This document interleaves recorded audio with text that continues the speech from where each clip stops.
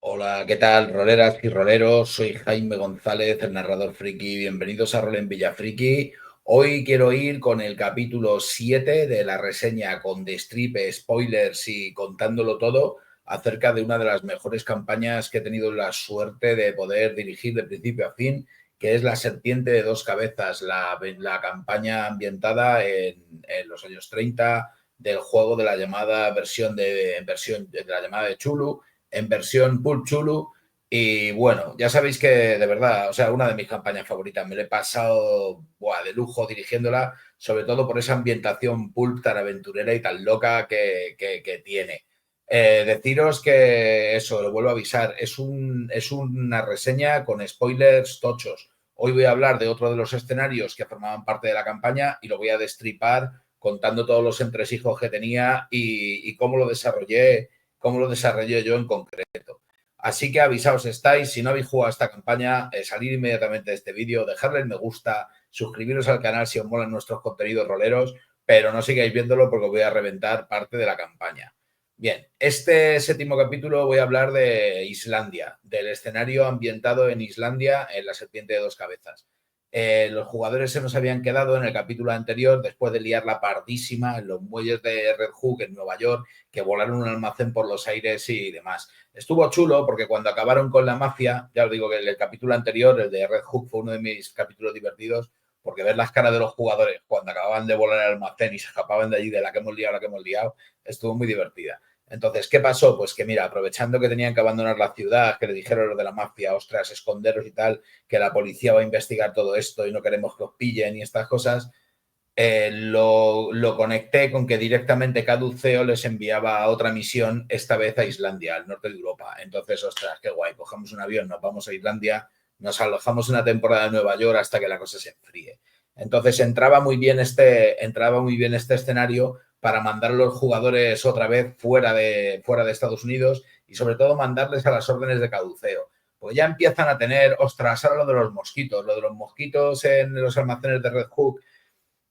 Caduceo hacía cosas raras. Caduceo estaba claro que no eran del todo sinceros y honestos y transparentes acerca de las cosas que se traían entre manos. Decían que luchaban contra los hombres serpiente, pero ostras, bueno, todavía salieron de allí diciendo, no, esto de los mosquitos mutados, esto tiene que ser un arma secreta contra los hombres serpiente y demás. Todavía no acababan de querer creerse la realidad.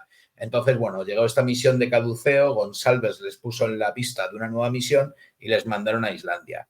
Este escenario de Islandia, sobre todo, los objetivos que yo quería plantear ya era plantearles ya definitivamente todas las dudas acerca de Caduceo. Y para eso hay una estrategia muy sencilla, que es cuando lleguen al final del escenario de Islandia, que tengan incluso una conversación con Rose Medam, con la hija de Joshua Medam, que es la líder de la noche interior. Entonces, cuando la líder de la noche interior le malmeta a los jugadores de, no sabéis para quién estáis trabajando, Caduceo no es quien dice ser, mi padre tal, son muchas más dudas que vas a plantear a los jugadores que, claro, en principio no se lo van a creer a pie juntillas porque es la que ellos piensan que es la mala de la campaña, que es Rose Medam, la que les está contando esa información. Entonces va a creer que les está intentando manipular y demás. No sé, tienes aquí, es que hay mucho juego en la campaña, ya os digo, yo seguí bastante bien, mis jugadores se dejaron pastorear muy bien y entonces seguí muy la línea clásica que pudiéramos decir de La Serpiente de Dos Cabezas, porque hay muchísimas posibilidades. En un momento dado los jugadores se pueden haber aliado con la noche interior y enfrentarse a Caduceo, está Tiranis por ahí por medio, o sea, hay realmente muchísimas posibilidades. Entonces, bueno, digamos que fuimos un poco por la línea más típica, por así decirlo, y más lógica. Y entonces, bueno, aquí en este caso, pues Rose Medam les iba a acabar de meter las últimas dudas en la cabeza acerca de qué leches es Caduceo. Esto hay que investigarlo de verdad, como vimos que hicieron más adelante cuando se fueron a investigar de verdad el edificio Caduceo. Entonces, con este objetivo en mente, de lo que queríamos era terminar de meterle dudas a los jugadores acerca de qué iba Caduceo y qué es lo que estaba pasando, te encuentras con un escenario que tiene una puesta en escena con tres factores muy molones. Por un lado, está habiendo unos terremotos en Islandia, unos seísmos bastante importantes, y Caduceo ha enviado un campamento de ayuda humanitaria a la isla de nombre impronunciable islandés, que no me acuerdo ahora mismo, o en la misma Islandia, no recuerdo bien. La cosa es que hay un volcán que además es el volcán de viaje al centro de la Tierra, con el cual se podría entrar dentro de la Tierra y demás, según Julio Verne. Entonces ese volcán está produciendo unos temblores de la hostia, se están empezando a amagar erupciones volcánicas y demás. Todo esto te lo mezclan los creadores de la campaña con la famosa cultura de los trolls que tienen en Islandia. Esos trolls típicos, rollo David el Gnomo, que se convierten en piedra cuando les da el sol y todas estas movidas. ¿Cómo te juntan todo esto? Bueno, como hemos visto en otros momentos de la campaña, sobre todo en mi caso, mis jugadores lo averiguaron porque uno tuvo un flashazo mental usando la psicometría y también por los murales que vieron en el templo, en la apertura de los sellos que tuvieron en el primer templo en Bogotá, creo que era, sí, en el primer escenario, el templo de la durmiente y demás. Allí vieron que los hombres serpiente habían esclavizado a los Bormis, que eran unas criaturas humanoides, pues del tamaño de humanos, de unos 60, unos 70 de alto, no mucho más grandes, ¿vale? Hombres peludos así, como si fueran bukis pequeñitos de la Guerra de las Galaxias, y los esclavizaron para que les ayudaran a construir los templos en Bogotá, en Bolivia, que Bogotá, Bolivia, que les ayudaran a construir el templo en Bolivia, que les ayudaran a construir diferentes historias. ¿Qué pasa? Que los Bormis están aquí en Islandia y aquí en Islandia los hombres serpiente hicieron mutaciones genéticas con los Bormis, hicieron unos Bormis gigantes, los esclavizaron para que les ayudaran a construir pues un laboratorio aquí de la leche en Islandia y toda la movida. Entonces, claro, como los hombres serpiente para controlar a los Bormis utilizaban también una sustancia que les petrificaba, pues entonces de ahí salen también las leyendas de los trolls gigantescos petrificados a la luz del sol y estas movidas.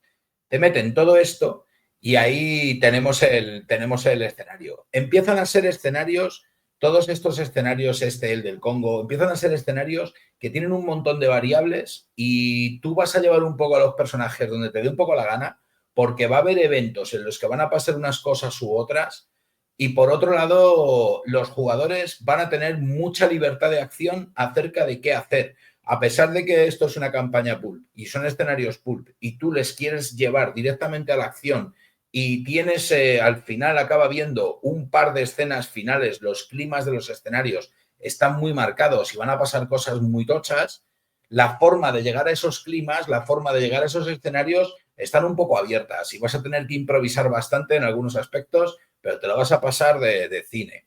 En principio, ellos aterrizan en Islandia, van a contactar con una guía que les va a ayudar a llevarles al volcán para que lo puedan explorar y demás, y les metemos directamente, como nos mola aquí en La Serpiente de Dos Cabezas, les metemos directamente una escena in media res. Como os he dicho, están los Bormis pequeñitos así humanoides y luego están los Bormis gigantescos que son las mutaciones creadas por los hombres serpiente y que andan por ahí enloquecidos y por ahí perdidos por la ciudad. Según van con el coche o con el par de coches, van hacia el volcán, hacia donde les está llevando la guía, hacia el pueblo que está más cerca del volcán y demás, directamente les ataca un Bormis de estos gigantes, arrojándoles pedruscos del tamaño de un coche contra su coche. Tienen ahí una movida un poco de susto, de que les cae una piedra, el Bormis les ataca. El Bormis realmente está un poco enloquecido. En cuanto ellos plantan cara, el Bormis huye. Lo que pasa es que es muy posible que el Bormis secuestre a la guía y se la lleve por ahí a una cueva en las montañas. Ahí siguieron al Bormis y ahí en la cueva en las montañas empezaron a averiguar cosas. Se encontraron con la pistola esta que petrificaba a la peña, con el líquido petrificante. Se encontraron restos de hombres serpiente, con lo cual parece que había algunos Bormis que estaban un poco enfrentados con los hombres serpiente. Cosillas así por el estilo. Restos de una cápsula de estas voladoras que tienen los hombres serpiente que han utilizado pero que todavía ellos no habían conocido. Es decir, hay presencia de los hombres serpiente aquí, como ya se suponen, que está por aquí la noche interior. Los Bormis parece que están liándola y no parecen especialmente aliados de los hombres serpiente, y sobre todo los temblores de tierra. Lo de los temblores de tierra tiene sobre todo la relevancia porque, bueno, lo verán luego cuando lleguen al refugio Bormis donde está el laboratorio y demás, porque hay un Bormis gigantesco. Bueno, eso os lo contaré ahora porque es el plot twist que me moló mucho en la locura del escenario. ¿Qué pasa? Que a partir de aquí rescataron a la guía, Una vez rescatada la guía y un poco acabado con el Bormis, porque creo que lo acabaron de petrificar con la piedra, se fueron al pueblo donde vivía el hermano de la guía y entonces resulta que ahí han atacado los Bormis y han secuestrado a casi toda la peña. Incluso se encuentran algún Bormis encerrado. Aquí ya hay un montón de posibilidades, porque la historia es que una vez que descubren que los Bormis han atacado el poblado, realmente los Bormis han atacado el poblado no con idea de hacerle nada a los humanos, sino que es que los Bormis están controlados por los hombres serpiente. Entonces tenemos a los hombres serpiente de la noche interior metidos dentro del volcán, con un laboratorio que están intentando poner en marcha, y luego además bueno, que están haciendo algunas historias allí dentro, sobre todo los hombres serpiente de la noche interior. A partir de este laboratorio están intentando averiguar cómo funciona el dispositivo del fin del mundo, que hablaremos después de él. También está relacionado eso del dispositivo del fin del mundo con la sustancia petrificante que están extrayendo del Bormis gigante, del que hablaré también ahora. Y luego además resulta que el laboratorio de los hombres serpiente, como vuelta de tuerca también salvaje, estaba controlado por una inteligencia artificial que realmente no era tal, no era una inteligencia artificial, era una red neuronal formada por cerebros en cilindros metálicos como los de los Migo. Como os digo, son unos movidones pulp tochísimos de los mitos de Chulu los que nos encontramos aquí. Porque es que además a uno de los jugadores, González, le ha pedido que traiga un cilindro de ahí de la red neuronal. Claro, la red neuronal intentó dinamitar el laboratorio cuando se dieron cuenta de que a partir de ahí los hombres serpiente podían activar el dispositivo del fin del mundo. Entonces, claro, si se pone en marcha otra vez la red neuronal, entonces se puede poner otra vez en marcha la destrucción del laboratorio. Hay un pitote ahí liado bastante importante. Ya os digo que es que luego además el escenario depende mucho de cómo lo quieran jugar los jugadores. Van a hacer unas cosas u otras, porque pueden intentar entrar por la puerta principal, pueden intentar colarse robando una cápsula voladora y colarse por dentro del volcán, o como sucedió con mis jugadores, intentaron entrar por la cueva de los Bormis. Creo recordar que cuando examinaron el poblado, uno de los Bormis que estaba atrapado entre los escombros se escapó y entonces lo siguieron. Y como siguieron al Bormis, vieron una entrada secundaria que había en el volcán y ahí entraron a la guarida de los Bormis. Y eso estuvo chulo también porque me pareció una cosa muy molona para tirar por ahí, porque es que los Bormis en ningún momento son sus enemigos, sino que los Bormis, bueno, son unos adoradores de Sazogua, que hay ahí una criatura, o sea, unas criaturas no humanas que hay ahí dentro, pero tienen sus ritos y tienen sus movidas, y a partir de la guarida de los Bormis se puede entrar en el laboratorio de los hombres serpiente. Pero claro, la gracia está en que ellos averiguaron algunas cosas acerca de los Bormis y la relación que tenían con los hombres serpientes y cómo entrar en el laboratorio, porque lograron rudimentariamente, comunicarse con los Bormis. Lograron comunicarse con los Bormis, ya que también uno de los jugadores era un experto lingüista, entonces hicieron unas tiradas ahí chulas y demás. Entonces, lo que acabó sucediendo es eso, que acabaron entrando por ahí. Ya os digo que hay diferentes formas de meter a los jugadores en el laboratorio. Ellos eligieron un poco esta, lo que os digo del pastoreo, un poquito guiados porque les tiran las miguitas, porque hay un Bormis que huye y lo persiguen y demás. Y entonces acaban encontrando esta entrada, se acabaron relacionando un poco con los Bormis y entonces cruzaron el gran abismo que adoraban los Bormis. Los Bormis tenían ahí un abismo y al otro lado estaban los túneles por donde se entraba al laboratorio donde estaban los hombres serpiente. Ahí los Bormis habían tenido peleas con los hombres serpiente, habían capturado a algunos, los hombres serpiente venían a veces y les zurraban. O sea, estaban en conflicto con los hombres serpiente a través de ese abismo. Ese abismo es la movida. Ese abismo realmente es la boca de un Bormis gigante petrificado que es tan grande como toda la isla de Islandia. Y ahí está la gracia. Como le están sacando el líquido petrificador, el Bormis se está desperezando y claro, cada vez que el Bormis se cambia un poquito de postura, se montan unos tsunamis de la hostia. De hecho, si los jugadores no son capaces de impedir que se despierte el durmiente, esto va a acabar con un cataclismo del copón, con la destrucción de Islandia y con unos tsunamis que van a afectar Europa y las costas orientales de Estados Unidos. O sea, a montar un pitote de tres pares. Lo que también, augurando un poco, relacionándolo con la desaparición de la Atlántida, que veremos que también en la campaña tiene al final su relevancia. O sea, que hay un mogollón, empieza a haber en Islandia, empieza a haber un mogollón montado con el que puede darte mucho juego a la hora de hacer el escenario, porque le puedes dar más pie a estas escenas o más pie a otras, o meter cosas que no has metido, o sacarlas aquí. Yo aproveché un poco, ya te digo, por lo más clásico, yo directamente entraron por aquí, se encontraron con unos hombres serpiente, atravesar el abismo fue complicado, pero como son héroes pulp y tienen suerte y demás, lo consiguieron solventar, se enfrentaron con los hombres serpiente, les quitaron una de las cápsulas voladoras, más o menos aprendieron a usarlas y se acabaron metiendo en el laboratorio. Y una vez metidos en el laboratorio, en todo ese mazmorreo que hay ahí, pues ostras, ya ahí aproveché para enseñarles algunos de los... Esto es un laboratorio de los hombres serpiente más grande que el que había en Borneo y que los hombres serpiente tienen puesto en marcha a mitad de rendimiento. Tienen Bormis esclavizados, tienen Bormis prisioneros, tienen a gente prisionera. Hay unas cosas aquí súper, súper creepy, porque los hombres serpiente, para pasar el frío de Islandia, cogen seres humanos, les sacan todo lo de dentro y se quedan solamente como si fuera con un pijama de ser humano con el que se meten dentro y les mantiene calentitos. Es una cosa súper creepy. Cuando la vieron los jugadores fue muy loco porque los pijamas esos de ser humano están vivos. Entonces son seres vivos que ya ni solamente balbucean y demás, pero generas unos conflictos también brutales acerca de la inhumanidad de los hombres serpientes que capturan a seres humanos y hacen experimentos con ellos y los fabrican. Estos tuvieron movidas porque pudieron rescatar a seres humanos, pero no pudieron rescatarlos todos. O sea, hubo mogollón de cosas muy, muy complicadas en el escenario y cosas, o sea, cosas muy creepy que aprovechas también ya para, ostras, estáis en una instalación de los hombres serpiente, daos cuenta que los hombres serpientes son mentes totalmente diferentes a los humanos y hacen unas cosas totalmente diferentes.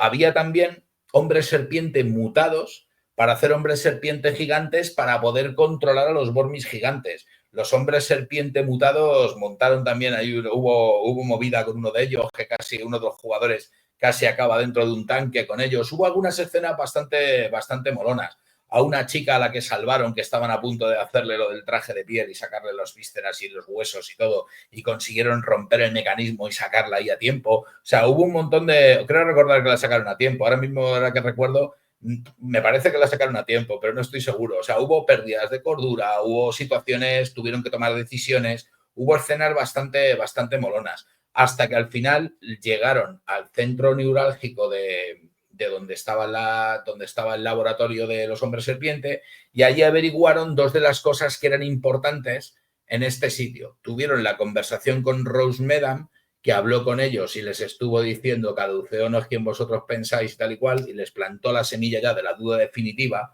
para que averiguaran que era Caduceo, que era el objetivo principal del escenario.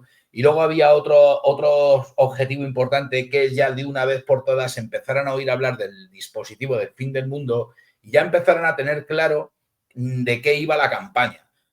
Por un lado teníamos a la noche interior, que eran los que ellos pensaban que eran los malos, adoradores de Sazogua, que quieren activar el dispositivo del fin del mundo, que es que quieren detonar todos los volcanes de la Tierra al mismo tiempo para exterminar a la raza humana y ellos esconderse en las grutas subterráneas.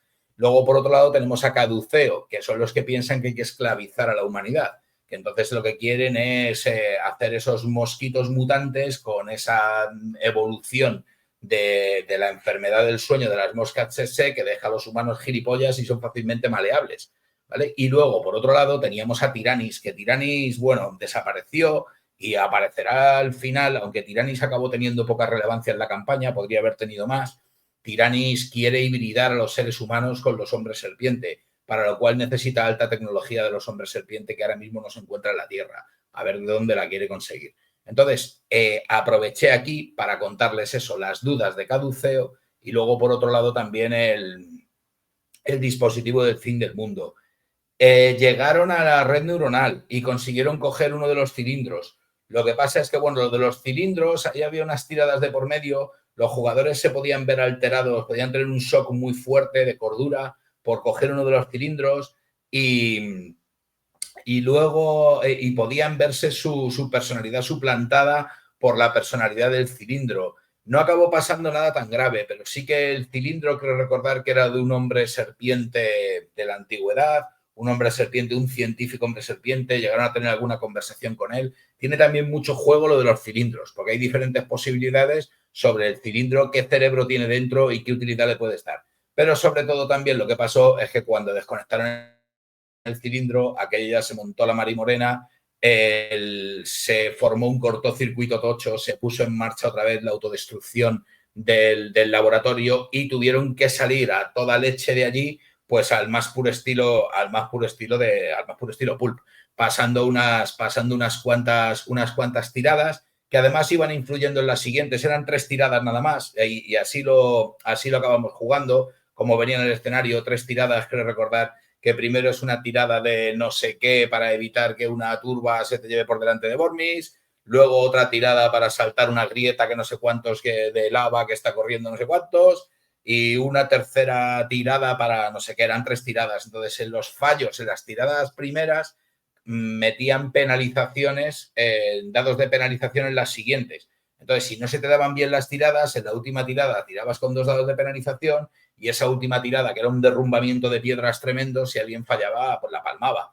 Y realmente una de las jugadoras estuvo a punto de palmar, lo que pasa es que como tenía suficiente suerte, pues al final apareció por allí que no estaba muerta, que la sacaron de los escombros, una vez más, porque esta chica tuvo creo que este personaje tuvo bastantes situaciones así a lo largo de la campaña. Así que este es un poco el escenario de Islandia. Es un escenario que es un poco complejo por todo lo que hay en marcha. Por un lado tenemos un laboratorio de la noche interior que está esclavizando de nuevo a los Bormis para intentar poner en marcha el dispositivo del fin del mundo. Por otro lado, dentro del laboratorio está controlado por una red neuronal de cerebros vivos que puede poner en marcha un dispositivo de autodestrucción.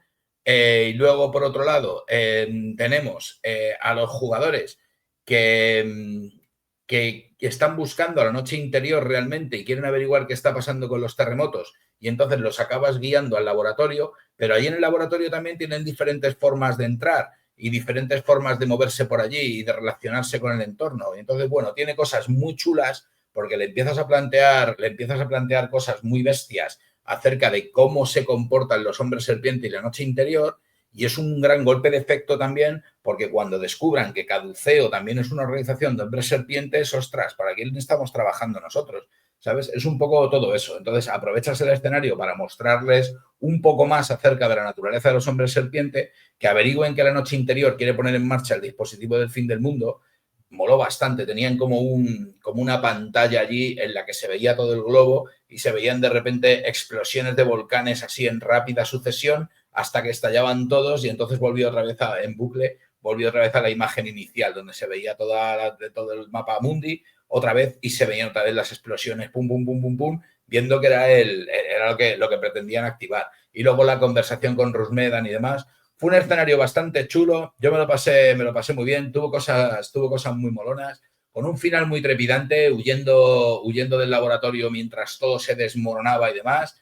Y, ostras, y el giro cuando descubrieron que es que realmente hay un Bormis gigante del tamaño de la isla que está petrificado, pero que se está empezando a mover porque los hombres serpientes están sacando líquido petrificante para hacer sus movidas. Es un escenario muy chulo, como os digo siempre, la serpiente de 2 cabezas. Es pulp, es aventurero, pero la doble y triple vuelta de tuerca que le han metido con eso, el Bormis gigante, los hombres serpiente mutantes de 3 metros de alto para controlar a los Bormis de 5 metros de alto a latigazos allí, los cacharros de control para controlar a los Bormis. No sé, tiene un montón de cosas muy exageradas que hacen que realmente las situaciones no sean, bueno, somos héroes y nos enfrentamos a los mitos. Hay unos movidones en los escenarios que son realmente chulísimos. Así que con toda esta información, los jugadores volvieron de nuevo a Nueva York, y aquí en Nueva York ya se empezaron a liar un poco las cosas, porque ya para pegarles el último empujón, lo veremos en el siguiente capítulo de la reseña, pero para meterles el último empujón, los 2 agentes secretos de Caduceo que habían conocido, que eran un poco parecidos a ellos, Eileen Parker y Matthew Lewis, que estuvieron hablando con Agnes cuando estuvo en el hospital psiquiátrico y demás. Esta gente también sospecha de Caduceo y ha estado investigando por su parte. Así que cuando volvieron a Nueva York se pusieron en contacto con ellos y entonces intentaron averiguar cosas y eso ya les llevó un poco a un siguiente acto de la campaña en el que se dieron cuenta de que Caduceo no era quien era y que había que combatir a Caduceo al mismo tiempo que la noche interior, que Tiranis estaba por ahí por medio, así que eso es todo. Así que fue un escenario, ya os digo, fue un escenario muy molón, yo me lo pasé muy bien. Una pena, como siempre os digo, no cabe, no te da tiempo a meter todo, ni narrativamente te cabe todo. Hubiera habido a lo mejor algún detalle más que me hubiera gustado meter, pero, joder, si metía esto otro, a ver cómo lo encajas para que pase esto otro. Y son un poco estas situaciones. Entonces, bueno, al final la situación se dio a que tiraron del gancho de que entraban por la guarida de los Bormis y moló porque tuvieron relación con los Bormis y llegaron un poco a comunicarse rudimentariamente con ellos y aprendieron cosas acerca de ellos y tal, y mola mucho a veces cuando los jugadores tienen acercamientos no violentos con otras criaturas de los mitos, con otros seres inteligentes pero totalmente diferentes a ellos o alienígenas o algo así. Y está muy molón. Así que en general el escenario de Islandia me gustó mucho. Que no se me pase un detalle, cuando estaban en la sala de control del laboratorio, se encontraron con un hombre serpiente que estaba acojonado el tío, porque veía que esto iba a saltar por los aires, que tal, que el terremoto, que si el durmiente. Y entonces aprovecharon por ahí, mataron al resto de hombres serpiente y aprovecharon a este para que les ayudara a utilizar la tecnología y pudieran comunicarse con Rose y demás. Utilizamos ahí a un hombre serpiente un poco traidor que por puro miedo se alió en ese momento un poco con los jugadores. Muchísimas cosas que van surgiendo, sugerencias, ideas, situaciones que de repente se dan y cosas que se te pueden ocurrir que a veces pues molan un montón en las campañas. Así que nada, deciros eso, que bueno, que sé que hay gente que estáis viendo estos vídeos, que os están molando bastante. Estoy encantado de seguir recibiendo vuestros comentarios y demás, que me vayáis contando qué os parecen y qué opináis acerca de las reseñas, la campaña, si la estáis dirigiendo, qué ideas os está planteando, qué cosas habéis jugado, habéis hecho diferentes, qué cosas habéis hecho parecidas. Tengo muchas ganas de leeros y que me contéis cómo van vuestras serpientes de dos cabezas. Así que nada, roleras y roleros, nada más por aquí. Suscribiros al canal si no lo estáis y darle me gusta, que mola un montón, que nos ayuda un montón con los vídeos. Y nada, que nos vemos muy pronto y que la fuerza os acompañe.